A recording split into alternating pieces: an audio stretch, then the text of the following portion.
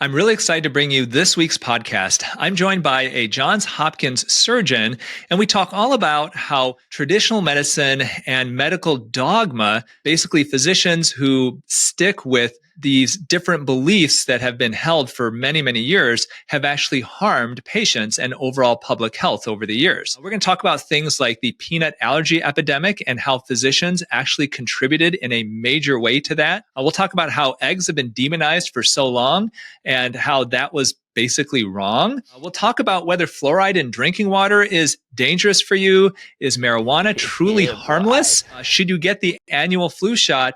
And many more topics. These are topics that physicians need to be aware of because we may be sticking with different dogma, different beliefs that aren't actually true. And by not challenging them, we are actually harming public health. We are harming potentially you. Okay, so let me introduce my guest this week. His name is Dr. Marty Makary. Dr. Marty Makary is a 3 times New York Times bestselling author, a public health expert, surgeon, and professor at Johns Hopkins. He's known for his work on healthcare reform, transparency, and cost reduction. He has led global efforts in public health, published over 250 scientific articles, and received numerous accolades, including the 2020 Business Book of the Year Award for The Price We Pay. His new book, Blind Spots, When Medicine Gets It Wrong and What It Means for Our Health, recently became his 3rd New York Times bestselling book, and it sheds light on medical dogma that has plagued the industry for decades. So this podcast, I think you're going to find really, really interesting because we are going to bring up times when physicians have unfortunately failed you, why we have failed you, and where we can go in the future to make overall public health better. It's a fascinating topic, and I hope you really enjoy it. So let's get started. Thank you so much for joining me today. Good to be with you, Tony. All right, Marty. So you are a surgeon, you're a professor at Johns Hopkins. This is one of the most prestigious medical centers in the entire world. And you have taken it upon yourself to question a bit of how healthcare works today. So much so that you wrote a book called Blind Spots. How did you decide that this was going to be something that you really wanted to focus on, especially, being in a position you're at, where you're at one of the most prestigious medical centers in the world? Tony, I think there are big topics in medicine we're not talking about that we need to be talking about. And I've got the privilege of having these amazing colleagues at Johns Hopkins. They're just at the top of their game in their specialty in medicine. But giant issues seem to be unaddressed, even by the experts. We just have a culture that promotes medicating and treating, seeing patients in short visits, diagnosing. And we're not talking about why are these conditions increasing? What's going on? What are the root causes? So I wanted to take a deep dive into the root cause issue and do something that can be dangerous in medicine today. And that is actually hit the sacred cow topics and ask big questions that I think we need to ask that we're not asking. Yeah, and I really applaud you for doing that. You started your book, Blind Spots, off with explaining what happened with the epidemic of peanut allergies. It seems like every time I go on a flight, maybe half the time they'll mention that, there's somebody on this flight who's allergic to peanuts, so we cannot give out almonds or peanuts on this flight. I know a lot of kids, I grew up eating peanut butter sandwiches. A lot of kids can't bring those to school anymore because of so many peanut allergies. And this is something, I tell you, my wife is a pediatrician, and I did not know this, but you shared in your book that the epidemic of peanut allergies is actually physician created to an extent. Can you explain what happened with this? Because I found this very fascinating. It is amazing. It turns out if we take a step back and look at the macro picture, something we don't often do in medicine, but if we look at what actually happened with peanut allergies and the explosion that we've seen in our lifetime, these were things that were rare just 2 generations ago. They're still super rare in many parts of the world, like Africa. Why did the peanut allergy epidemic sprout out in our lifetime in the last 20 years? Well, it turns out that a lot of it was ignited by a medical dogma, bad advice for young children to avoid peanut butter until they turn 3. And that peanut abstinence affected the immune system and created the sensitivity to peanut products. And so as this dogma got put out there for most of the last 24 years, peanut allergies skyrocketed. And the more they occurred, the more peanut avoidance there was among other kids who did not have peanut allergies early in life. And so it became this vicious cycle. And that's why today We have the worst peanut allergy epidemic in the world. Do you think that that's something that eventually we can go back to where we were before all of this happened, to the point where, you see in other countries where peanut allergies are so rare in certain countries? Or is kind of the cat out of the bag now? We can't really put it back in. It's funny because the best practices that got solidified in a 2015 study and in another study earlier this year are just now getting implemented to introduce a little bit of peanut butter, along with some other types of foods, early in a child's life when they're infants, 4, 5, 6 months of age, as soon as they can take food. So this new best practice is essentially a almost natural vaccine to reduce the risk of peanut allergies. And we're just starting to see the broad implementation of it. I hope we can reverse a lot of the damage that's been done, but it's hard. And there's also a part of it that is due to the microbiome, something we don't talk about. We're going to see. But right now, we at least have turned off the faucet and now recognize the damage that was done by medical dogma from the American Academy of Pediatrics. So staying on the subject of food, you tell a very poignant story about a relative of yours who grew up eating eggs and came to this country and was told by their physician, well, eggs have got a lot of cholesterol in them, so you should stop eating eggs. I was actually at a restaurant this morning and they had the healthy food section. And under that, this is a breakfast place, a brunch place. And under the healthy food section, there were omelets made with egg whites. And so still the idea is that the cholesterol in eggs is not good for us. It's still something that is championed by physicians all around the country. Can you tell us what your thoughts are with that, how that all came around, and what really the science is showing truly about eggs and dietary cholesterol? Well, I think it's a bit of a story of the sociology of the medical culture. When we demonize something, you see a pile on by the medical establishment and then trickle down to rank and file doctors, and it becomes almost a mob mentality. And that's the story of the demonization of natural saturated fats. For 75 years, we gave people the wrong advice. And it wasn't just a small mistake by the medical establishment. This was really the number one most common advice given by doctors to patients for the last 75 years. People would come in for their checkups. We'd say, eat better. They'd ask us, what does that mean to eat better? And we would start off by saying low-fat foods. Well, as we demonized saturated fat without any good scientific support, and that's true till this day, as we demonized natural saturated fat, we ignored the tremendous harms of new things that came into the food supply. Ultra-processed foods, chemicals added to foods, food dyes, pesticides, microplastics, seed oils. So many things became ubiquitous in our lifetime that were not around just 2 generations ago. And we got a giant blind spot that has resulted in a massive explosion in all kinds of chronic diseases, surging in the last 50 years. Early onset Alzheimer's tripling in the last 12 years.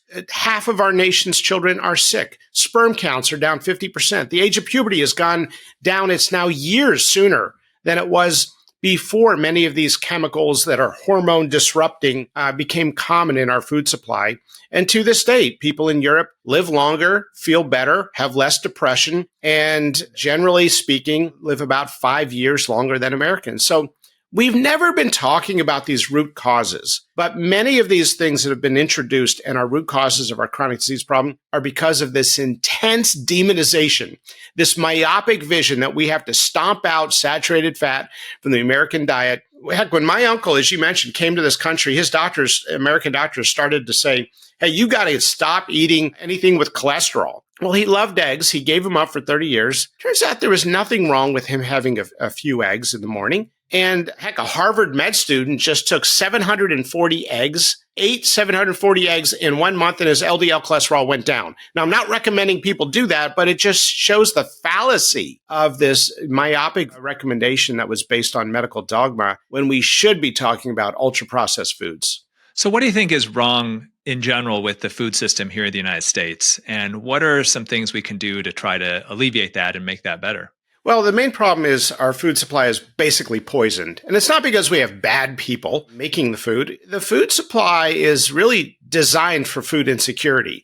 We told the food industry years ago to maximize production at the cheapest price point possible. And they did that. Now we're seeing these unintended consequences. A massive surge in chronic diseases, 40% of adults now on prescription medications, 20% of children.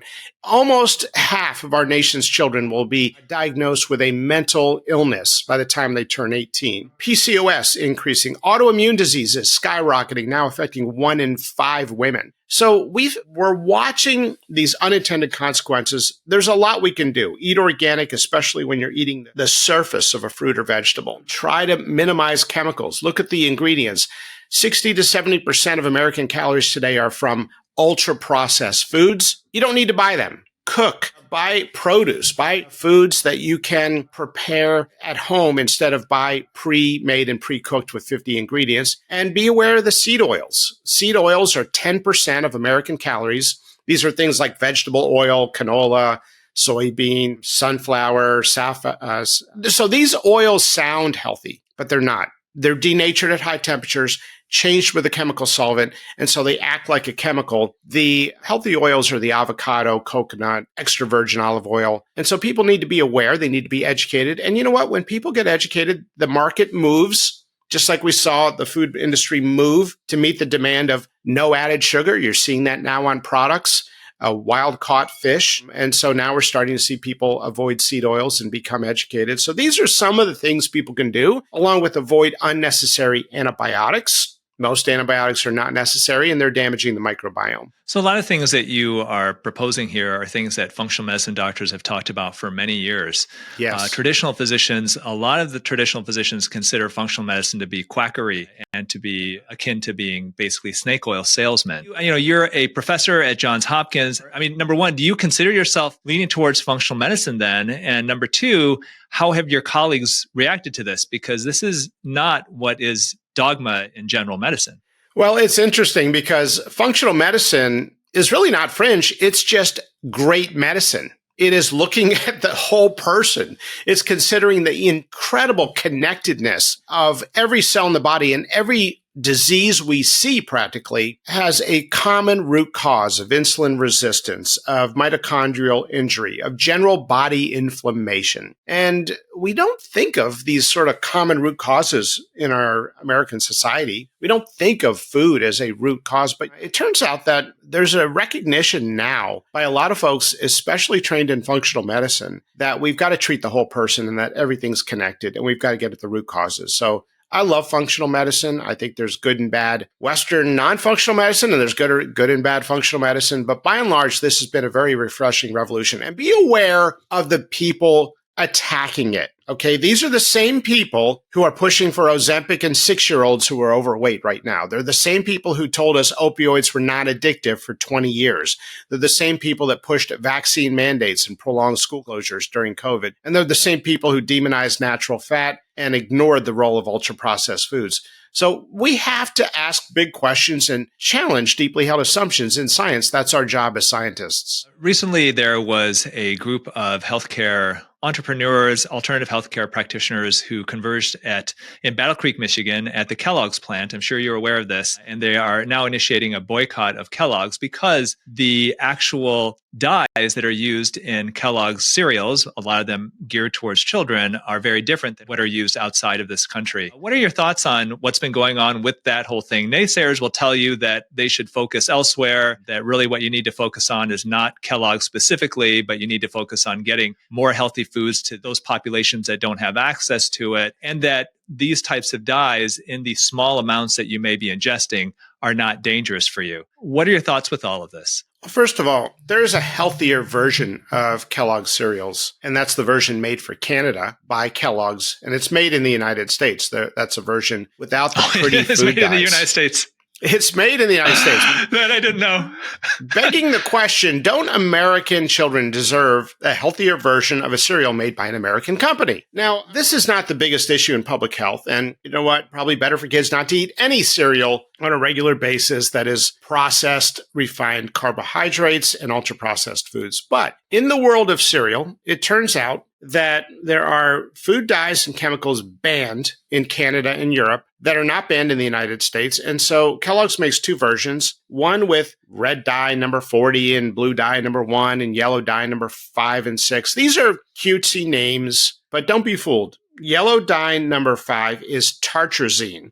It is known to be a genomic and hormone disruptor. It has been associated with attention deficit disorder. It is synthesized in a lab. It used to be synthesized from the byproduct of coal tar. It's in everything. It's actually, even though asthma is believed to be one of the consequences of long-term tartrazine consumption, asthma medicine has tartrazine in it to make it yellow, just to make it look pretty. And so it's incredible. And I think this movement right now to say, hey, we're going to boycott Kellogg.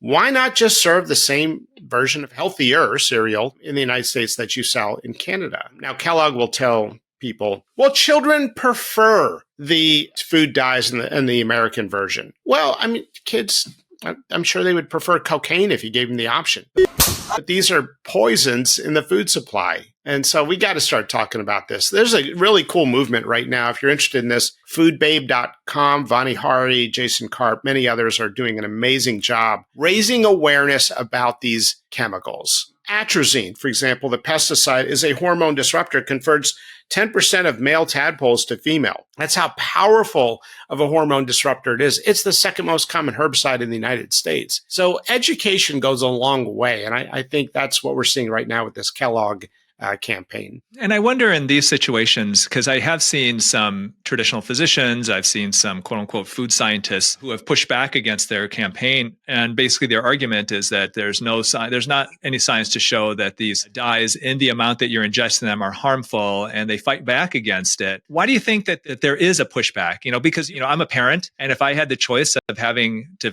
feeding my child a cereal that's colored with orange that's from carrots versus orange that's from a combination of a red and a yellow dye, it's kind of a no-brainer. But why do you think that there is this pushback? You think that it's kind of common sense that the less of these artificial, potentially harmful dyes that you have, especially for our children, the better? I think it's groupthink. I mean, think about our medical culture. We have this old dictum that there has to be a randomized, controlled, long-term trial for anything before we believe it. And the reality is you're not going to get a randomized controlled trial of atrazine. Okay. But when you see that it converts 10% of male tadpoles into female, and they look and behave as female frogs, they are genetically male. They will even grow eggs as a genetically male frog exposed to atrazine. Okay. Now, do we need a 10-year randomized controlled trial of atrazine in children in order to say, hey, we probably shouldn't put that in our food? Okay. And this is the sort of myopic thinking that we see in the medical culture. So the brain is 0.4% microplastics in the modern world. That's according to a recent study. Do we need a 10-year trial to tell us when half of 1% of our brain weight is microplastics? That's not good. And so we have this dogma that is really just intellectually lazy. We don't want to discuss it until we get our 10-year randomized control trial. It's not feasible. Now, I can tell you personally, I grew up on Fruity Pebbles. I love Fruity Pebbles cereal. But I'll do it. You did too? Yeah. It's colorful and pretty. Oh, yeah. So Tony and I generally eat very healthy. But if I just pour myself a big bowl of Fruity Pebbles cereal today, right now, I will feel sick for the next 24 hours. Do we need a 10-year controlled, randomized controlled trial? Or can we use some common sense and scientific deductive reasoning? One of the statements that you put in your book is that doctors and patients should be wary of the term when a physician says, quote, there is no evidence. And I feel like even more what I've been seeing, and I've got friends of mine who are traditional physicians who are social media influencers, and they're all about the traditional group think. They talk about the food pyramid and they believe in all that. They talk about, hey, here's some great food swaps. Instead of drinking a regular Coke, go with Diet Coke. Instead of having this regular salad dressing, go with fat-free or low-calorie salad dressing. And that still is the belief. And now these types of physicians also, I think, instead of saying there is no evidence, they say, is that evidence-based? And so there's this term evidence-based that they feel that they own that term, and they use that as a way to support anything that they basically believe in, and a lot of this being the dogma that you have talked about in your book. Yeah, it's really tragic. It's close-minded thinking. The medical culture, well-intended, has painted themselves into a corner with the term, we only do what's evidence-based. Well, first of all, there's a lot of arrogance behind it because 60% of all medical decisions are discretionary. There's no evidence to support one recommendation or another. And there is this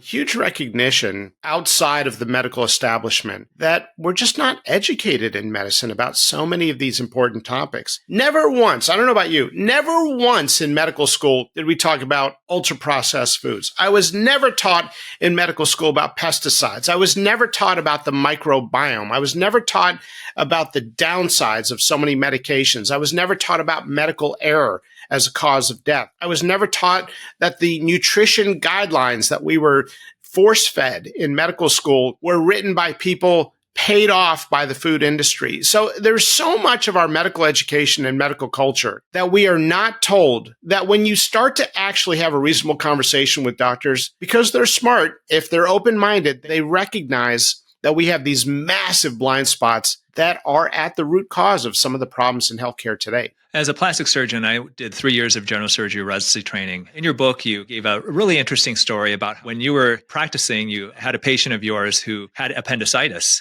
and the treatment for that, and I was always taught this as a resident when I went through my surgery residency, is an appendectomy. Can you tell your story about how this patient and how you treated this patient affected how you think about medicine in general and how to practice medicine? Yeah, so during my surgical career, a study came out, and you may have seen it. It was showing that you don't have to operate on appendicitis. You can give them a short course of antibiotics, and you may never need to operate. And actually, 2/3 of people never need surgery for appendicitis in the candidate group, which is the vast majority of people who come in. And this was sort of mind-blowing, right? Because we were taught as surgeons that you operate, this is like a reflex. You see appendicitis, you book the operating room, right?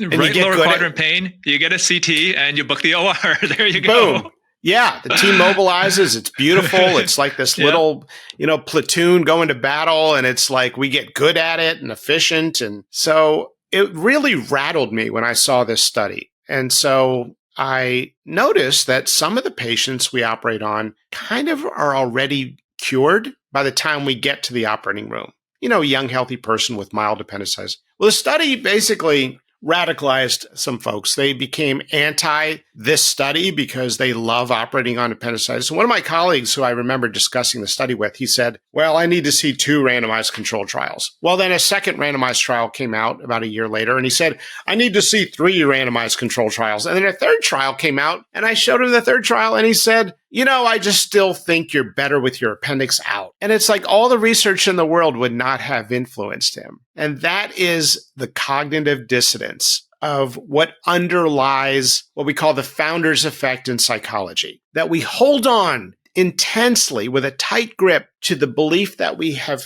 convinced ourselves of first, not because it's more logical than new information, but simply because we believed it first. And that cognitive dissonance explains a lot of the sort of closed-mindedness that we see in medicine and in society. I think one confounding factor when I was reading about this that made me think about it, I'm a surgeon, I operate 2 days a week, and I always have in my career about what's the worst thing that can happen if I operate on a patient, and how do I prevent that? It's always served me well throughout my residency and now in practice. But one of the things that I didn't see addressed in your book with a story like this is that when you are practicing medicine in our society, if you do not practice what is considered the quote unquote standard of care and your patient has a bad outcome, you could get sued for malpractice for that. How would you, reconcile this with the need for challenging these dogmas? Because, if you decide, hey, you know what, I don't believe this dogma is true and I'm going to treat my patient differently. And let's say that patient has a bad outcome, whether it's due to whatever you've done or not, you could be held liable for that. It's a huge problem. Take, for example, do you do any breast surgery, Tony? I do a lot of breast surgery. Oh, yeah. So here's an example in breast cancer, which is a problem from a public health standpoint. Only 6 out of 10 women who are supposed to get mammograms are getting mammograms. A lot of women say no. Well, an ultrasound can pick up 90% of what a mammogram can pick up. It doesn't have the discomfort. It doesn't have the barrier that many women cite with a mammogram that is, compressing their breast. It's uncomfortable. There are some concerns women have about giving radiation to the breast in the form of an X-ray repeatedly over years. Some women do not get a mammogram because of the radiation exposure. So whatever the perception is as to why women don't want to get a mammogram, the medical profession does not say, hey, you know what? In that case, maybe we can do an ultrasound because it'll pick up 90% of what a mammogram will pick up. No, we say, damn it, you've got to get a mammogram. And if you don't, you're a non-compliant, bad patient. And, we're not going to bend our rules. And if a doctor does, they're going to be at risk of some kind of liability. They have to have patient probably sign 50 forms agreeing that the ultrasound may miss some lesions. So this is the rigidity in medicine that is doing tremendous damage. And if you look at our results, it shows our rigidity comes out in our outcomes, right? In the field of breast cancer, it is part of the reason why 4 in 10 women who should be getting a mammogram are not getting mammograms. Do you think that as physicians, we are more likely to cling to dogma and holding on to dogma than maybe other professions? And if that's the case, why do you think that doctors are so resistant to opening up their mind to other possibilities and maybe the fact that what they've been practicing all these years has maybe not been what's best for their patients? Yeah, I don't know if we have more dogma in our profession than, say, the banking industry before the mortgage collapse, or the legal profession that insists you have to foot your legal expenses for defending yourself against a lawsuit. Like, there's a lot of things that don't make sense in other professions. Why does the hourly price of lawyers, why is it always so high? And it sort of defies the laws of supply and demand. Right? Like, the more lawyers there are, they're not cheaper, they're more expensive. So I don't know, but I will tell you that in addition to medical dogma, we've done a terrible thing to doctors in the United States. We've told them, put your head down, focus on billing and coding, and we're going to measure you by your throughput. And corporate medicine now is putting a lot of pressure on doctors. And so they don't have the time or the resources or the research to talk about the root causes of the problems that they're seeing in the clinic. And that's why I think doctor burnout rates are at record highs.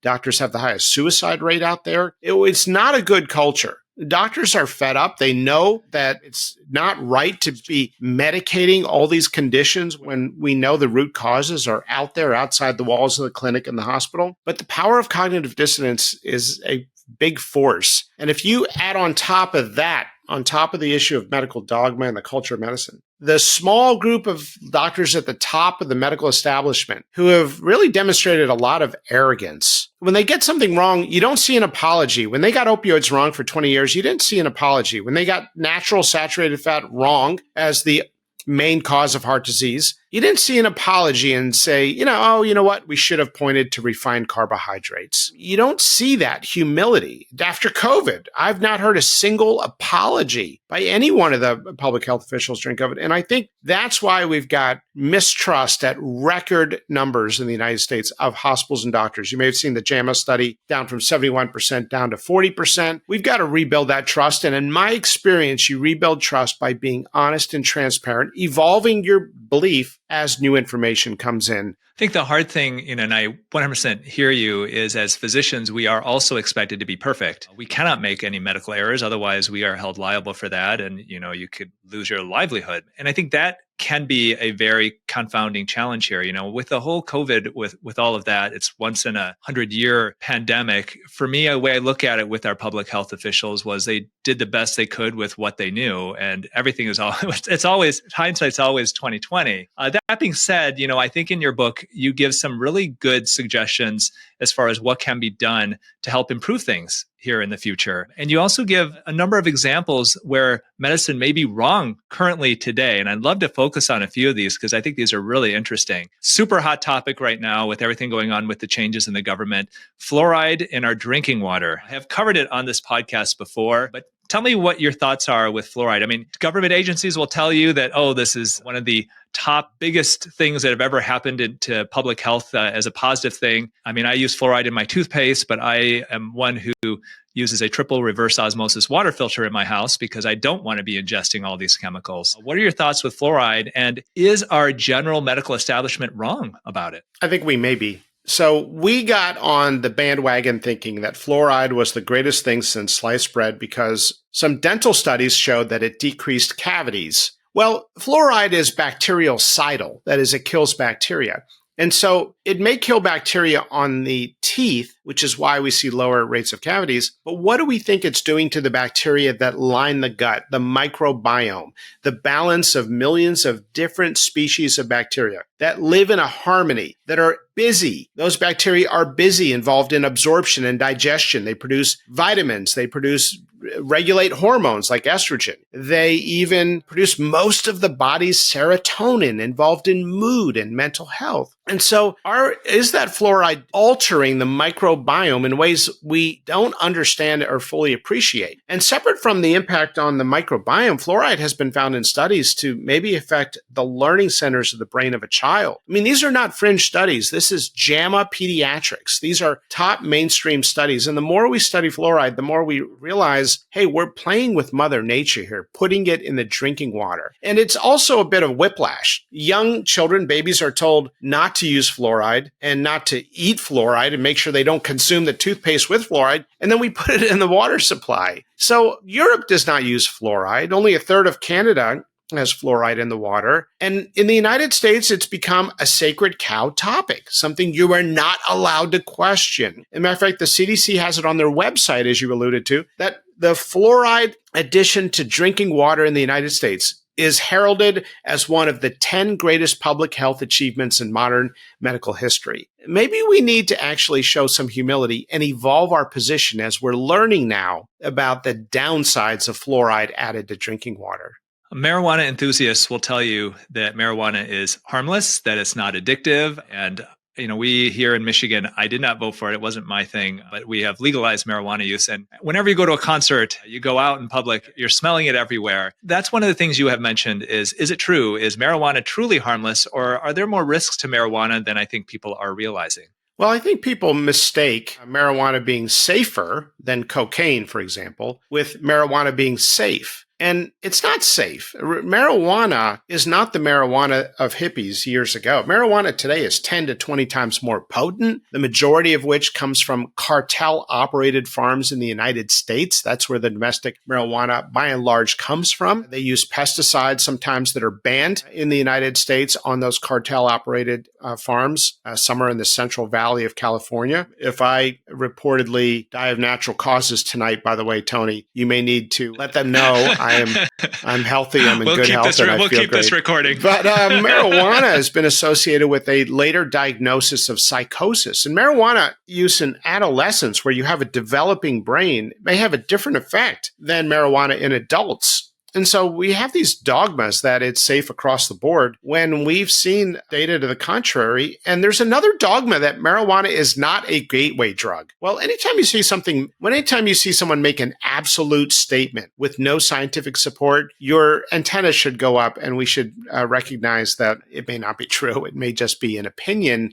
presented as scientific fact. And that's probably the most dangerous thing we can do in medicine. It's frightening when you look at what some of the studies are showing marijuana use in adolescence and how it impacts their brain. Even young men and women who are in their 18 to 20, how their brain is still developing at that time, and how marijuana use could really profoundly impact it. So I 100% agree with you. I think for me, I guess the way I looked at it once again, vast majority of people here in Michigan voted to legalize it. My feeling is, there's enough, I think, mind-altering substances out there that people are using. They're driving with it, with alcohol and everything. Why would we encourage another one to now become even more prevalent? I mean, I feel like it's so much better for all of us to be clear-minded than to have a muddled mind, go through life with a muddled mind anyway. And I would just add to that, Tony, we should beware of when politicians put before us healthcare issues as if they are the central main issues in healthcare. They're not. These are issues in the periphery. When we talk about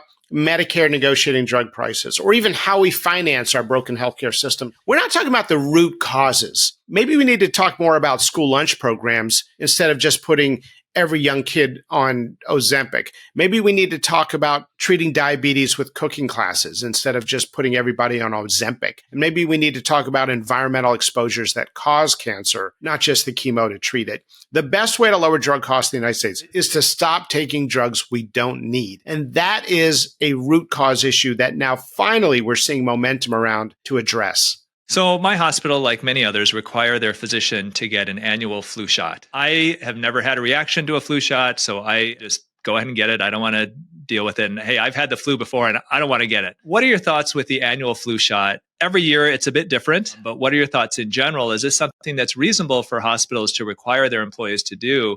Love to hear your thoughts on that. Well, the flu shot effectiveness varies every year, and some years it barely works. And there is research now on a universal flu shot. That is, a flu shot that uses a traditional inactivated virus that could potentially provide lifelong immunity to future flu strains, so we don't have to bring people in every year to get the annual flu shot. Now, unfortunately, this research has been sort of stymied. It doesn't have the support it needs, even though it's based on research at the NIH by NIH scientists. Pretty impressive research. I think it needs to move forward, but they're being told, hey, because this is not mRNA vaccine technology, there's no real interest now in non-mRNA type vaccines. But it's promising. It should be looked at. Now, if we don't have an annual campaign to get everybody to get their flu shot, heck, we're going to be bored. I don't know what we're going to do in the medical profession. We're going to have millions of people that normally rally everybody. It's kind of intense culture of let's get everyone to get their flu shot. If that energy could be 10% of it diverted to address ultra-processed foods in the United States,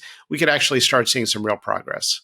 And I agree with you. I think a lot of the messaging from the healthcare system hasn't been good. I mean, when people, how do they get their messaging from TV and all that? A lot of it's from pharmaceutical ads. And I think that's, people don't realize that there's so much more to your health that you have control over. 80% is what you do with your body, is what you eat, is how you move, is, stress reduction. And only 20% is written in your genes. But I feel like the majority of the public feel that it's the opposite, that, my dad had a heart attack when he was 55, so I probably will too. So I might as well just eat all this fast food because it's going to happen anyway. And people don't realize it's just not the case. And unfortunately, I agree with you. I think modern medicine has been very bad. I mean, at supporting just encouraging healthy lifestyles. And we see that with our residency. I went through 3 years of general surgery residency, and I remember being up at 2 a.m. and every night they would have the fry bar at the hospital at 2 a.m. for the residents. And it would be French fries, deep fried apple slices, and deep fried mozzarella sticks. And everybody would go there because it's comfort food, but this is what they feed you in the hospital. And physicians didn't even have an idea that, at the time, like, oh, was this that bad for you? So I'm glad that you're spreading this word. I think that people have to realize, I think it's good that more and more people are realizing the importance of looking at medicine from a true integrative type or a functional medicine type perspective. A final question I have is, in your book, you do highlight, we've talked a lot about where doctors and medicine have stuck to dogma where they shouldn't have, and they should have opened up their minds more to other ways of thinking about treatments and lifestyle. How can we encourage this more as physicians or even with the general public? The great news is there's a movement now, and you're a part of it, Tony. There's a lot of places where people can learn about health in ways they have not learned from traditional Western medicine. Not because doctors are bad, but because it's been in our blind spot in medicine. And so podcasts, books, Casey Means, Mark Hyman, Peter Attia, I've got this new book, Blind Spots. We're all getting out there and we're talking directly to the public now to try to educate them. And what we've seen is that when an educated public starts asking for healthier foods and learns how to navigate their health, learns to avoid unnecessary antibiotics and what's good food and not good to eat, we really see a powerful force that is bigger than what pharma can counter or the food industry or big ag. And so that is really our mission right now, is educating the public about health in an honest way where we can evolve our position and learn together. The NIH has been consumed, the National Institutes of Health has been consumed with genomics, with a culture and a myopia that the gene is the source of all of our health problems and the gene can solve all of our health problems. You go to the Environmental Health Institute at the NIH, one of their big institutes, and you will see on their homepage that they believe they have discovered a gene that may be involved in obesity. Well, you're this Institute of Environmental Health. You go to the Institute of Child Health at the NIH, and it's a geneticist who's at the helm. We need to start talking about our poison food supply and toxins and exposures and behaviors and screen time and circadian rhythm and sleep, not just chemical pathways that intercept or are involved in genomics. We need that research, but that myopia has done a tremendous amount of damage, stagnating so much important research. I think that's why we don't have any cures for cancers that are meaningful discovered in the last several years. It's why I think we've seen a worsening of the health of the public. It's why I think we've seen now half of our nation's children are sick with obesity, diabetes, or prediabetes. So we've got to change what we're doing, and we've got to take an entirely new approach. And that's what I think is the promise of this direct education from so many doctors like yourself and Doctors Hyman, Means, Attia, and so many of us who are trying to go out there and educate people about health. Well, I couldn't have said it better. My guest this week is Dr. Marty Makary. His new book is Blind Spots. This is a New York Times bestseller. You have to read it. It's absolutely fascinating. If you're listening and you're a physician or you're in the healthcare professions, you're a nurse, you're a PA, a nurse practitioner, would really strongly encourage you to read it because it's going to open your mind up to just how, unfortunately, traditional medicine has failed us and has failed us in so many profound ways, but gives suggestions and tips on how we can actually change that system ourselves. So I want to thank you for joining me today, Dr. Marty Makary. Once again, Blind Spots. You can also find him on all the different social media platforms. We'll have a link to all this stuff in the caption of this podcast today. So thank you so much for joining me. This was really interesting. I'm really glad that you joined me. Great to be with you, Tony. Good to be with another surgeon. And if you've been enjoying this podcast, if you could leave a rating or review on iTunes or Spotify, or wherever you get your podcasts, every week we'll give a quick shout out to somebody who does. And as always, remember to eat real food, use clean skincare, and auto-rejuvenate before you operate.